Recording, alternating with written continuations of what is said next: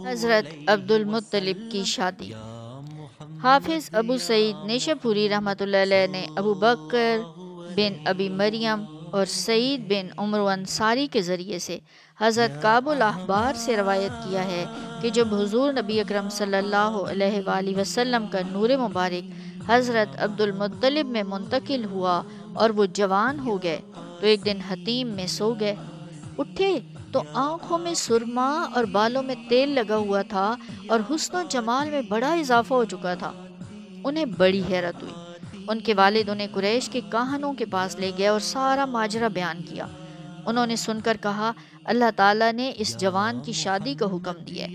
چنانچہ انہوں نے پہلا نکاح قیلہ سے کیا، پھر ان کی وفات کے بعد فاطمہ سے نکاح کیا تو ان کے نصیب میں نور محمدی صلی اللہ علیہ وآلہ وسلم آیا اور ان کے بطن سے حضرت عبداللہ متولد ہوئے۔